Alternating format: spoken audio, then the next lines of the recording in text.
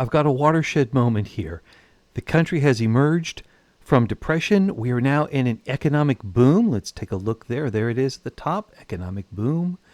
And we have some rather high volatility in the market, and we have diminishing confidence. This is not good. We want our confidence to be higher so that way our economy has a better chance of growing, and we want our volatility to be lower so that way what growth we have should be more stable over time. How do we work with these things? Well, I've got some tools available at my disposal here. I can increase or decrease the interest rate, and I can either decrease or increase minting or creation of money. What are the differences? What do these things mean? And are they appropriate for this time period?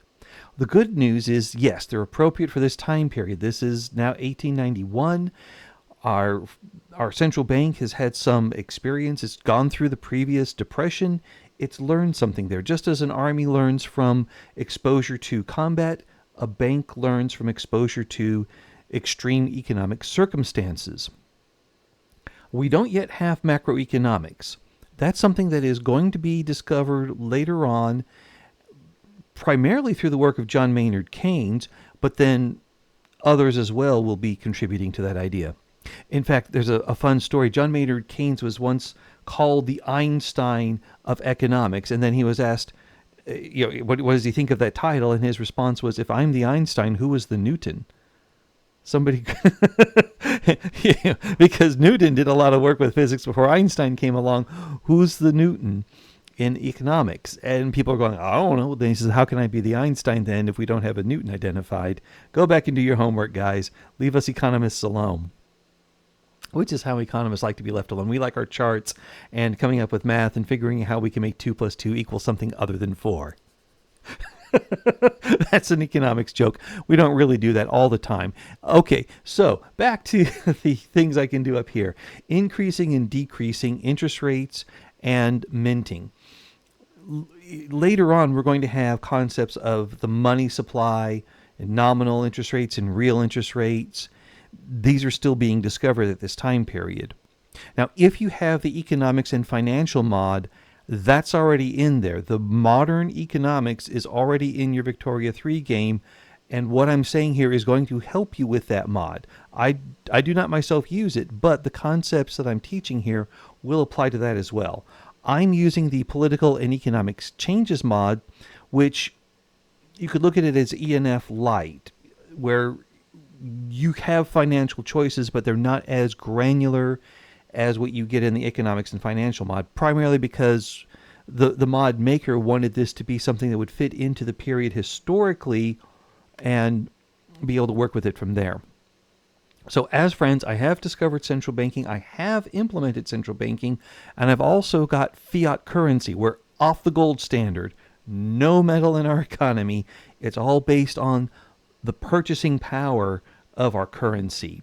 How much stuff can it buy? The more it can buy, the stronger it is. The less it buys, the weaker it is. And playing with that strength and weakness allows us to also manipulate our imports and exports. If we have a stronger currency, we can import more. If we have a weaker currency, well, then we'll export more. You see how they go back and forth? Always remember, there is always another party in every transaction. There's always a buyer for every seller. Remember that. So when we say are higher interest rates good or is a bigger money supply good, it depends on who's asking that question. One party in the transaction will favor that particular condition, and then the other party would prefer a different one. Well, with that in mind, the interest rates, we'll start with those. Increasing and decreasing interest rates. I will increase my interest rate in order to control the volatility. By increasing the interest rate, I increase the price of money. I increase how much it costs to borrow money. By increasing the interest rate, it makes it more difficult to borrow money. Now, if it's more difficult to borrow money, you've then got to look at what is it you're borrowing money for and determine, is that going to be a good purchase or a not so good purchase. It also helps to diminish speculative fervor. if money is easy to borrow, then you go look at the, I go, well, I could borrow this money, and before I pay my first interest payment, I've already made 60% on the investment, and then I can return the loan and the interest, and then I have money left over, and then I can go reinvest it again, and I don't care what I'm buying because the market's going crazy. You don't want that necessarily. You want people to make sound investments. Well, raising the interest rate will basically keep the riffraff out of the market. They're not going to borrow a lot of money and make a lot of and make a lot of leveraged stock purchases. They're not a leveraged purchase would mean one where you either buy buy it on margin, to where you have, instead of using the money that would buy one share to buy one share, use it to buy 2 or 5 or 10. Who knows? Some margins have been really amazingly huge, but you buy a lot more stock. But then if the stock increases, hooray! If the stock decreases in price, oh no, you're wiped out for not just the cost of one share, but the cost of 2, 5, 10, 20. You see where that happens? And even if you have investments that are rock solid, if you've made speculative investments on margin and they collapse, then you may have to cash in on your rock solid assets to get the money to pay the margins. And if you start selling off your stock when the other stock is going down in price, if enough people are doing this, we have a general stock crash. I want to avoid those. I have enough gray hair. I don't need any more. And actually, it's not really gray hair. It's actually a mixture of white and black hairs. So right now, my white hairs, I have a higher percentage of white hair than black hair. Remember that. It's important for if you're doing hair work. Or anyway. So by raising the interest rate, I'm in a boom that will reduce my overall volatility by bringing that up. If I was to decrease the interest rate, well, I would increase volatility. When would I want to increase volatility? Actually, I'd want to do it during an economic recession. I want to goose things up, make it easier to borrow. Things are bad. I don't want them to get worse. Go ahead. And if you make a speculative investment, maybe it will play out. Things are, when things are going low and it looks like a higher and higher percentage can only go higher and not lower, then that's when you want to open things up and decrease the interest rates. So because I'm in a boom right now, I want to increase my interest rate and tampen down on the volatility. Now, this will also impact confidence. Oh, well. I'll have to do other things to work on confidence, but I am going to increase the interest rate because the other part is if I don't increase interest rates now when times are good, I can't lower them later on when times are bad.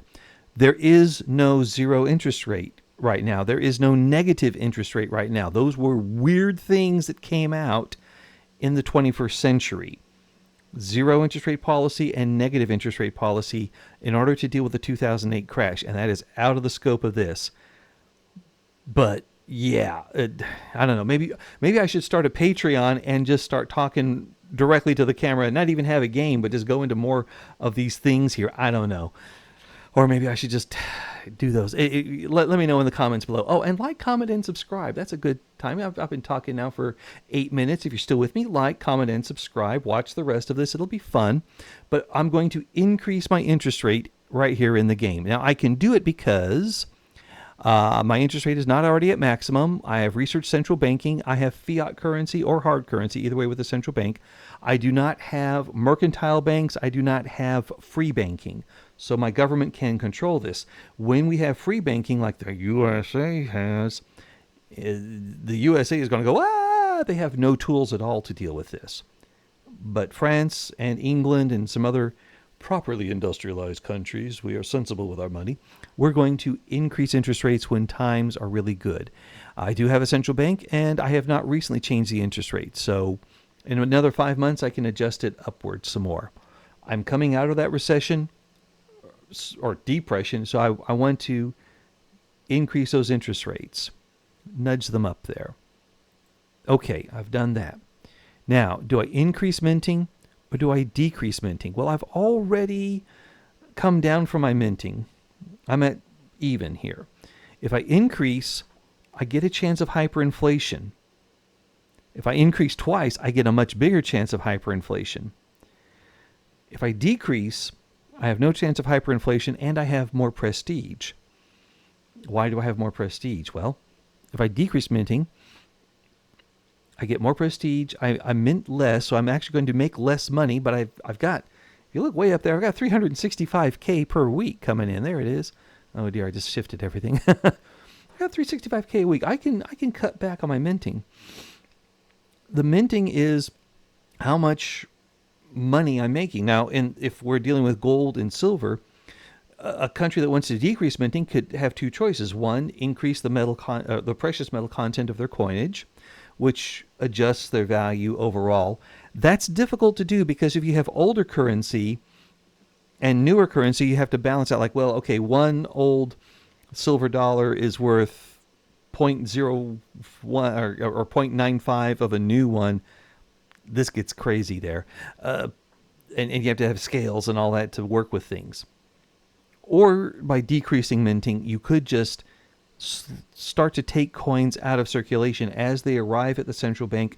You don't let them go out so quickly. That will reduce the overall money supply. Decrease your minting. If you increase minting, you could take coins that you have in reserve, put them out, take precious metals in bullion form that you have and actually stamp them out into coins. That's kind of permanent, though.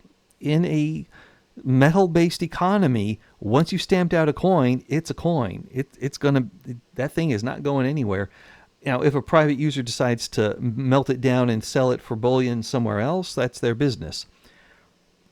But in general, the number of coins out there stays. Paper currency is different. It'll wear out over time, and banks will say, hey, we have old money, we'd like to replace it with new money. We can certainly keep the money supply stable that way, or we could say to banks, well, we're going to reduce the money supply, so we're going to print less new money. And by printing less new money, there's less of it around. With less of it around, prices will remain stable or decrease because you've got a fixed amount of money and the amount of goods you have. If the money is stronger, it'll buy more goods, so prices go down. If there is a lot more money available, then prices start to go up, inflation. And if there's way too much money, like, hey, if everybody has $10 million, we're all going, woo, we all got $10 million. And then we go to the store and we find out that a carton of milk is now $500,000. And we go, oh, we're in hyperinflation. Hyperinflation is where prices are not just increasing rapidly. Prices are increasing as you do your shopping. You grab that milk and you pay for it now. You find a way to lock in the price now because in the time it takes you to get to the checkout line and pay for your milk, the price may have gone up. That's hyperinflation. That's crazy. Totally unstable. You do not want that. You do not want that. Oh my gosh. And when I did increase minting during the Depression and I had that tiny chance of hyperinflation and I wrote it out, I got lucky. I could have clicked it again and gotten even more minting because you look at that. That's 15% more money off of minting per week. That's really good. But the risk of hyperinflation for me was too high. I could not click this twice. I had to lower it after the Depression ended, and now I'm looking at lowering it again. Why is there a prestige boost? Oh yeah, you can't see it because my head's in the way. But I'll tell you right now, right where this is, it says plus 10% prestige and minus 10% minting. Okay, the prestige boost is because the currency is stronger. It's just better for everyone. And it's respected around the world as a reserve currency. We don't yet have that in the mod here. The mod maker has got a lot of neat ideas. We just got to make sure that the ones we're using right now are running in. And adding the minting was a recent change. I suggested it, so I'm kind of, I helped that button. I helped it. I feel like a kid. But right now, we're just dealing with the fact that if you have less minting, your currency is seen as being a respectable one. People want to have more of it. It's stronger in the world. By doing this also, we're going to reduce volatility because prices, well, at least volatility upward. We can have volatility downward, but by reducing the money supply, there's not as much of it going around. Prices should be stable, fingers crossed. And certainly in a point where people also should have more confidence in our currency because it's stronger. It's firm there. If I look at my current confidence, it says I've got -1 for market volatility. I've got 0 right now worries for other stuff there. Slight reduction in volatility from the interest rate by once we let this cycle through to the next month. That should go down. So in fact, let's just do that here. I'm at February 28th, but I'm going to also decrease my minting here. Okay, so now we go to March 1st. Saving game goes through. Okay, now, okay, our interest rate didn't go that much worse there. It may take a time to tend in there. We do have a drop in confidence from debt, but as I'm paying off my debt, that should go away. What's the deal with debt? Okay, if I have some debt that I've incurred that my country has to pay interest on that debt back to that interest rate. By decreasing the interest rate, we also essentially check our own homework. We now can refinance our debt at a lower interest rate and pay less per installment. And then the more cash we have coming in, the more we can pay off. We've covered this before, but for those just joining us, we can create what's called a snowball. You can even do this in real life. If you pay off a loan entirely, use the payment for that loan that you used to make. Don't just put it in your pocket. Apply it towards another loan you have. You pay off the high interest rate one first, and then you pay the next highest interest rate, and so on down the line until you just keep taking these monthly payments and adding up together until you totally knock out the whichever one you have at the end with the lowest interest rate. That's the one that you'll be applying the biggest payment to, and once that's gone, you will be debt-free in your personal economy. You're still paying off the debts of company owners and product makers because they've rolled the price of the debt into the product that they make. Sorry. But you'll be debt-free. That's good.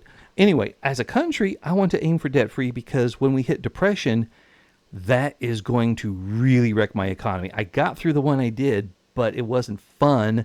I had to raise taxes just to avoid bankruptcy, and raising taxes depresses confidence. It also makes interest groups mad. It ruins my increase of the standard of living. It delegitimizes the government so if I'm able to pay off my debt, I've done a good job of it so far.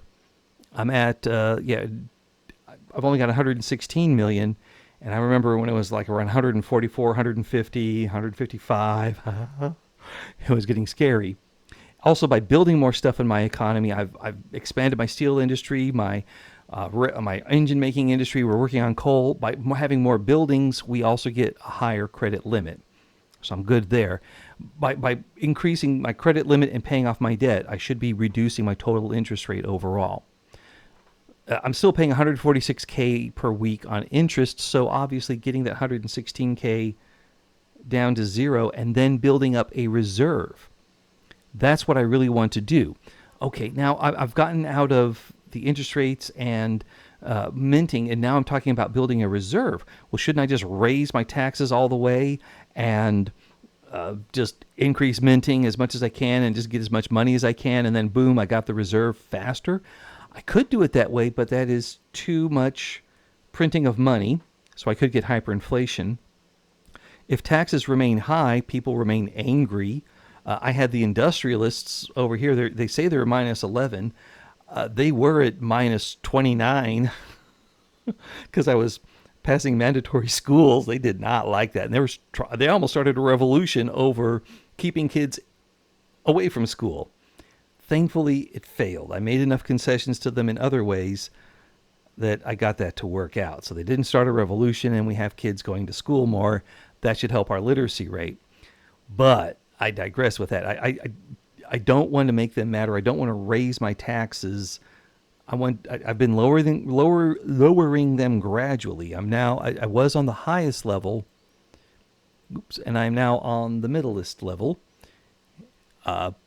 Yes, if I did raise them more, I could make another $1 million, and that would, within 2 years, I'd have all my debt paid off. But within 2 years, I could also have everybody demanding we form a technocracy. No, lowering the taxes is going to help. And then if I build up a substantial reserve, then the next time we have a depression, I may not have to raise taxes. I could actually conceivably lower taxes and help stimulate the economy that way. That's an interesting thing. Lowering the taxes will stimulate the economy. Why? Well, the money that people would have spent on taxes, and we're talking about investors, they now have available for investment, is the standard economic theory. Does it always work that way? No. Sometimes the investors, when they get more money, don't invest it. They go buy something somewhere else, or whatever. It ain't perfect, but it tends to work out that way. Lowering taxes will increase investment, and that increases growth in the economy. And if you increase growth, you increase your capability of getting your way out of that depression. Or you may still be in a economic depression, but you're growing your way out of it. It's interesting, but still having lower taxes can help out. I would like that to be where if I have enough reserve, then I could drain it while we're in the depression, ride it out, and then when we're done with the depression, be able to build it back up again. What's going to impact my capability to build up that reserve? Oh dear. Now we come to the game, China. I played through to about 1895 with a different play run, and I had a different mod active, and I wasn't happy with what it was doing to the people. But also, unrelated to that mod, was England absorbed the British Raj. I knew they were going to do it. And then they tried to take over Shandong, the province that Hong Kong is attached to. They had a rebellion, and they were working against it. But as they were working there, I thought, well, okay, I'm still building my stuff. I'm still running my economy. And then I noticed that America started a play to make Great Qing a protectorate. Like that. And I thought, oh no, I can't have that happen. But now that I see it here, the only ones who get mad at me are the Russian Empire and the Tokugawa shogunate. China gets really mad at me, but maybe instead of conquering China, I should just make it my protectorate. That would mean war, potentially with China and Russia. I think I can take them, though. As you see, I've got 935 battalions, and my military power from them is 43,195.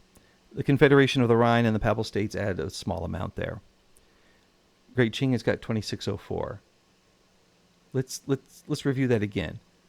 43,000, 2,600. Russia is ranked at 29,000. Okay, that I can respect. But their navy is ranked at 7,500. Mine is at 1,500.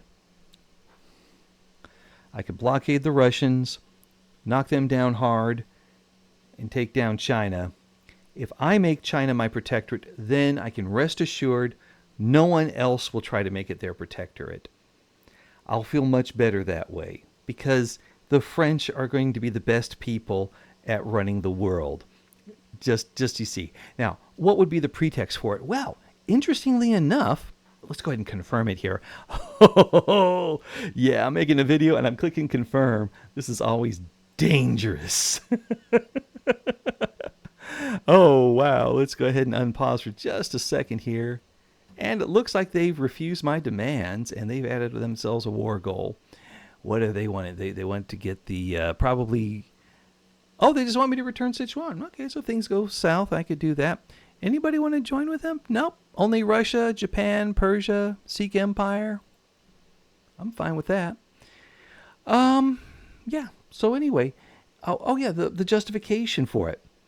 Funny thing, you know how France back in the 1850s, 1840s was wanting to be protector of the Christians in the Holy Land? Russia didn't like that, and that was one of the things that led to the Crimean War. Also, Russia saying, let's dismember the Ottoman Empire. Those silly Russians, always up to nothing, always up to little scampy things like that. All right, well, so they but that was one of them. Be the protector of the Christians in the Holy Land. Well, after it was the in the first Opium War and the second Opium War, France got a concession to be protector of the Catholics in China, or actually Christians in China, I should say. Catholics is their denomination, but they got protection of Christians in China. So if there was any mistreatment of missionaries, the French would say, "Don't worry, we've got this. Don't worry, England. Don't worry, Russia. France is on the scene. We will tend to this issue. We will deal with the potentates in Beijing." Well, there's been an opium war. You can tell because Britain has a wee tiny thing called Hong Kong. So that means France is protector of the Christians. We're so much a protector of Christians, the Papal States are a dominion. Yeah, the Pope loves us. Yeah. Oh, man. Oh, you should see this. So, ostensibly, that's our rationale. Okay, well, we've got the run up to war. Let's just go ahead and I'll play it up to this point, and then once the war kicks off, we'll get back to the action there. So you think about your monetary policy right now, like, comment, and subscribe, and we'll get to this war, and we'll see if we need to change anything while we fight this war. All right, we are getting close to the drums of war pounding away. We've had to raise taxes. That's why we have unacceptable government. I raised them, bumped them up twice. This way we can continue to stay in the green. I don't want to go in the red. I want to stay in the green. And we've got our Navy deployed to blockade the Russians, maybe do a naval invasion of them. We have very strong armies over here ready to go. And there's hell on earth. Well, the perpetrators will pay for their crimes. We had a little event that gave us the workplace stuff and things, so we can check those off. All right, let's unpause. And oh,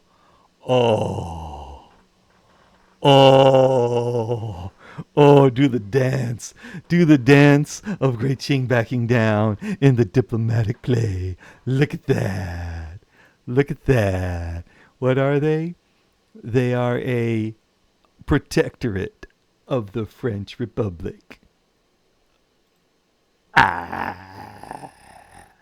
Okay, so because this is before version, the 1.7 version of the game, this is how we're going to invest in China. We're going to invest by telling them they're being invested in. Had that not been the case, we could work to maintain an open door policy, but we'd like to run the doors ourselves. That's the best way to do it. Now, we should improve our relations because they seem to be hostile towards us. They're at this minus 100. We would like it if they felt better about being tied to the French there. And I'm going to see this start developing with transfer 69K per week, but it also improves relations. I like that mod. We're going to do that. Yeah, you see it just off on the side there. Develop.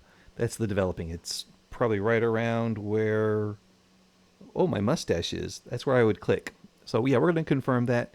We're going to send them some money. There's the amount we're sending. Let's do that. Now we're down to, we're at 895K per turn that we're making. Let's just run it there. Oh, wow, there's a lot of shortages now. Okay. I guess because because they are in our market.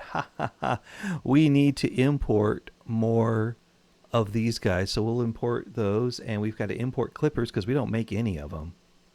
Looks like, what do you know, the Russians, our big rivals, they happen to make a lot of clippers. How about that? Yeah, it's a big, crazy world, and someone's got to make clippers, I guess. Let's just go with that, and eventually we'll have the others. The market will expand. We'll be fine there. And we're going to make 1.2 million per week. And private health insurance is going to go there. If we take a look at our volatility and confidence, volatility is now negative 0.2, so we are lowering our volatility, I think. Yeah, so we're good there. Market confidence, though, is tanked. Partly because the market's so volatile. We've had an event recently. Our tax rate is killing us. I can fix our market confidence somewhat, also fixing our legitimacy somewhat if we go ahead and drop taxes. That could also make it where we don't have 6 million radicals because of our decrease in standard of living. Yeah, let's go there. We can drop it by that much, see what happens. And I think our macroeconomic tools are working good. Okay, let's let it run a little bit longer here. They're at 6.23 million. Let's see if it's holding steady at least. And these guys are 2.66, still holding steady. We'll see about that. Our volatility should, yes. Okay, now it's better there, and our confidence has improved dramatically by changing our tax rate. All right, we've lowered the taxes. They have more confidence in the economy. We are still making $246K per week. That'll help pay off the debt. China is becoming, they're coming around. They're coming around. Oh, man, but think of all the stuff the Russians don't get because China is, you know, who's got two thumbs and has China in their protectorate? This guy. Oh, man, that is so cool. I am happy. Oh, yeah, and we can also sell them a lot of grain now because they're in our market. That's good. We can sell them just about anything. That's the whole idea of you could sell all this stuff to China because they're in your market. Of course, now, suddenly, fruit's a thing. I need to find 8,000 more fruits, and they need a lot more electricity. All right, so I'm going to work on that part there. What have we learned today, folks? We've learned that if you want to make China your protectorate, you need to be ready to deal with the Russians. Oh, I should probably also send my fleets home. We also learned that if you have a good economy, you want to raise the interest rates so that way you're ready for the bad economy when the rates need to be raised. Oh, let me fix all these things I got to do here. Let's bring in a trade unionist just in case the industrialists try to revolt. Because, I mean, you look at their happiness. They're minus 10. A trade unionist, they're at 0, but they're less likely to revolt if the other guys are. Where was I? Oh, yeah. And we'll increase the interest rate when we want to reduce volatility when we're having an economic boom, which we're having right now. So by increasing the interest rate, I also give myself the ability to decrease rates when times are bad. And then for minting, I want to decrease my minting when times are good and increase it when times are bad. These are the basic ideas here when you're dealing with these kind of macro tools in your greater economy. We don't have more finer grain things because it's not the right time for them historically. Honestly, just as a side note, if this was set in the Cold War period and there wasn't any banking like this and the economics and financial mod was there, I would really want to use that mod because that really does simulate the later 20th century very well. Oh my gosh. Yeah, there's so much in that. But it's for a later period when nations knew how to work with that. At any rate, I've got China on my side. I'm feeling good. Britain, you can go ahead and incorporate the Raj. I don't care. I got China. And oh yeah, and if China is only going to get backed by the Russians because apparently nobody else is in there, well then, stomp away. Make sure your army's big enough. Like, comment, and subscribe. I'm going to have to eventually turn this video off. We've been going for 34 minutes. That's actually one of my shorter ones when you look at some of the others I've had. If you want to work with the PEC mod guy and just talk with him, he's on my Discord, and all the mods that I use are on my Discord in my Victoria 3 channel, pinned at the very top. Not the ones I've made, the ones I use in the game. And I'm planning to get rid of some of the mods that I have right now because I think they may not be doing a thing anymore. They may be doing some weird things that I don't want them to keep doing. So yeah, when I have it updated, I'll post it there and let everybody know. And if you want more different kinds of content, always make suggestions in the comments below. That'll help me figure out what it is I'd like to talk about because people are asking for it. I had one in the video I did on the trucks about what's called demand that is created by building a product, and then just because you build it, people are going to demand other things to go with it, and they don't really want it in and of themselves, but because you made this thing, I forgot the term. It's on the comments just right over it. Anyway, I'll look it up. But yeah, people making comments give me ideas for different things, and that's what I do here in the videos. So hope you've enjoyed it. We've had a fun time with this. Now I've been going for 35 and a half minutes. It's like I forgot where the stop recording button is. This is just ludicrous here. If I never find that stop recording button, then I can never stop the recording, and I will just go on forever and ever and